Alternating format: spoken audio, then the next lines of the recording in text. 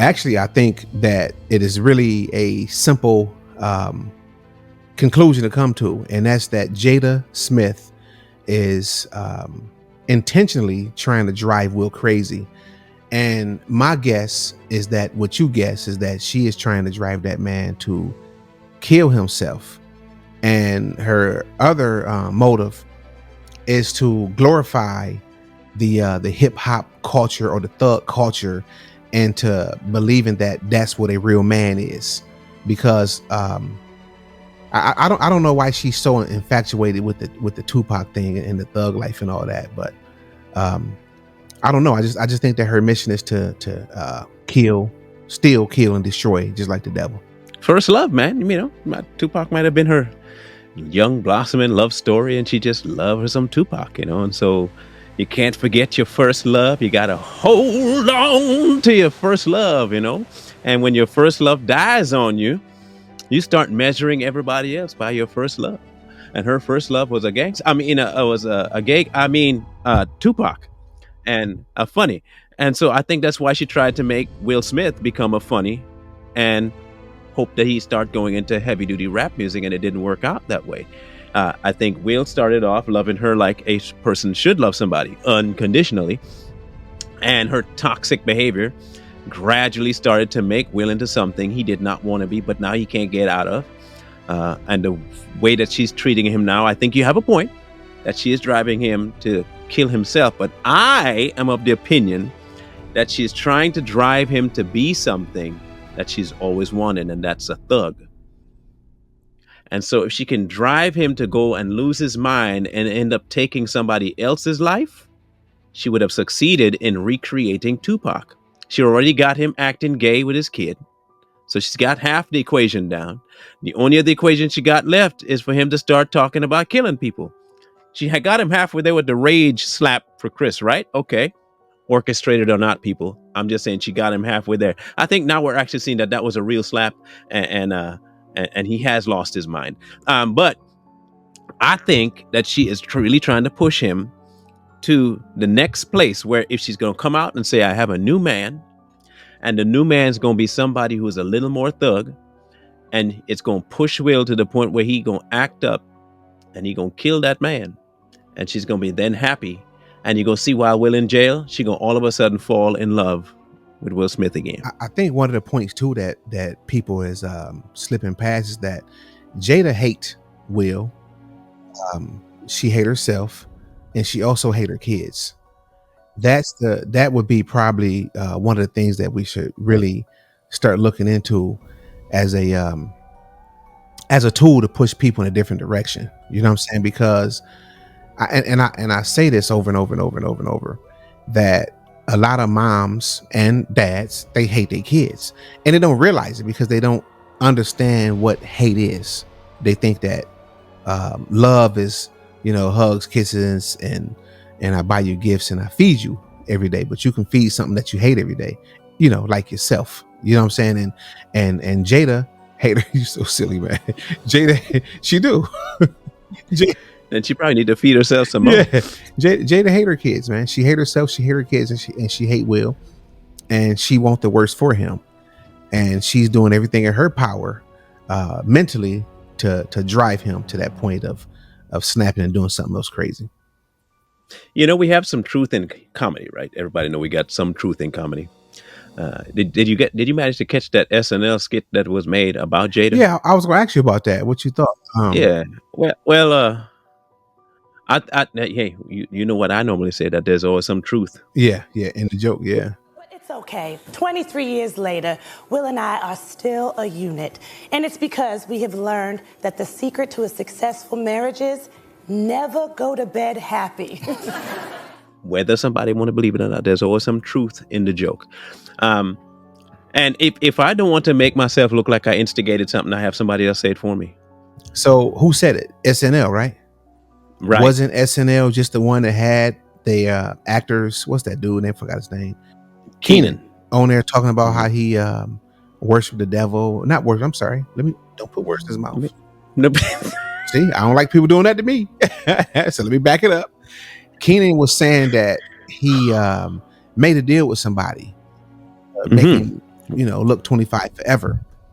And they joked about it being the devil because that's what he described. Aren't you like 40? No.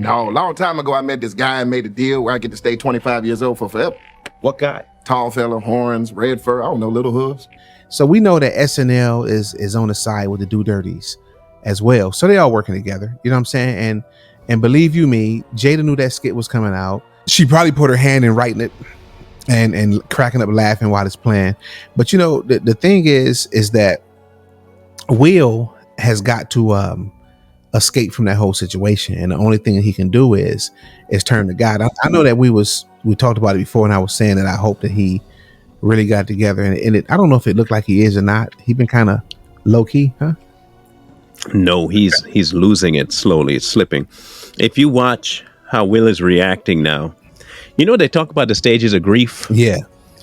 He kind of stuck in the madness stage, like denial, stuck in denial. And this denial stage that he's in has him fluctuating between offering forgiveness and sticking with her, or being angry and sticking with her. Like, he cannot make up his mind, because I think now he has such a toxic relationship with her that he cannot function with her and he cannot function without her. And I think that by her design, she has him so, to use their word, entangled, that he can't get out now. I don't think that he's mentally in a place where he can do anything logical at this point. That might sound bad, but I've watched the man talk. I've watched how he's behaving, and he is not behaving normally. He is unhinged, ultra emotional all the time, and he'll either be like it's a pendulum swing, but it's hyper swinging from super sad to super glad to super angry, and then back again. So he keeps going. There's no logic center that he's hanging in. There's always emotional influx, and he's always in flux. Logic has escaped him a long time ago, because first of all, he's gay, and that can't be a helping factor. I mean, he caught up in wanting the dude and her at the same. Well, she looked like a dude at this point, but you think that's by design too? Yeah. I'm thinking, okay, call it conspiracy or a joke. I'm just gonna run this down a bit, okay? What is the most sincere form of love? Flattery, right? Fake love. Yeah. So flattery is when you, the most sincere form of flattery is mimicking. Yeah. All right. So if I want to copy you, that's proving to me that I'm infatuated or love you. She went from being an ultra looking female looking, slender, smooth, clean, nice, feminine, to an ultra masculine, bald-headed, dude acting kind of female. And they took one of the prettiest girls on the market to do it too. But she looks exactly, she's doing everything exactly like to look like Tupac. And she a thug now too, ain't she? And she a thug. And she behaving the same. Yeah, exactly. Driving other people to do some crazy stuff. Oh, yeah. Now, if I was a true conspiracy theorist, and I'm about halfway there, I would almost assume that she's just as crazy due to the fact that Tupac died and she's unable to grasp it. And yes, people, I'm giving her an out. Okay. I think Jada might actually be not just mentally unstable, but actually completely off her rocker since the death of Tupac. You got a point. You got a point there. I don't know, man. I just I don't know. I'm really like, I'm disgusted with the girl, man. And she keep going and going and going. And then look at the condition of their kids. There's no other way to describe the pathetic filth within their entire family, man. The whole situation. I know there are going to be people who say, we can't be focused on that. We got to be focused on. Look, if that's how you think, then go focus on what you think we should be focused on. But for us, this is something that we need to address, because here's the real deal. They are what we call influencers. And whether people like it or not, other people are watching them, and some of them could be your kids. They are watching this nonsense take place, and whether you like it or not, they may like Jada's look, they may like Will's humor, they may like his movies, and they will idolize these people. Mm-hmm. And it is our job as adults to urge people to bring these things to their eyes and light, so that they don't continually put these people in front of the people they say they love. So if this is not something and you're already doing it, more power to you. But you ain't the only one on earth. There's like, just in America, there are 320 million more people outside of you. So we're doing this for the other 329,999,999. And we're saying this: there are people out there that do idolize these people, and they replicate what they do in their life, whether it's in reality, in acting, or whatever. We have to start telling people, look, open your eyes to this nonsense. It might seem like entertainment, but it can influence you into doing something you don't want to do or you don't want to get yourself into. That's why we're doing this. And in this situation, Will is a big name, one. And two, there might still be hope for the dude. I don't necessarily think there is, because that's a choice. And he's not making that choice. He is making the choice to give in to his darker demons because of this woman. And we keep saying here on Too Strong too, a helpmeet, the woman was made to help, and sometimes she can help kill you. If you look at Delilah, she can help put you away. This is this kind of Jezebel. This is exactly what this bald-headed wench is. Something is not right up here. Something is definitely not right here. And her intent is to destroy. She's already destroyed her kids, and she got her husband, Will Smith. I wouldn't be surprised if she was half the reason behind Tupac getting killed. I'm just saying.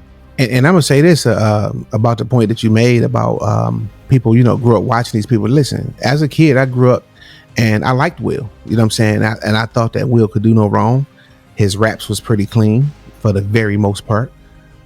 He had a clean cut image for the very most part. And so for him to turn and flip the way he flipping now, it's almost like if you get too caught up in it, you would think, okay, so if he flipping out and he was so cool and down to earth and normal, it's okay if I do that. It's okay if I get up and smack somebody over a girl. Will Smith did it, big deal. And then you got to think, he went from the clean cut guy to portrayed as a hero, the police officer that, saved everybody and, had a funny family and, had a funny friend with family. Just funny and clean cut and a hero, you know what I'm saying? And now all of a sudden he done ready to jump off the bridge. But, let's keep our eyes open. And I know this might seem a little odd, but I think we should kind of follow this and see where this go and keep up with it. So we'll do that. So make sure you stay tuned, Too Strong, and wake up before you go to sleep. Peace. We out of here.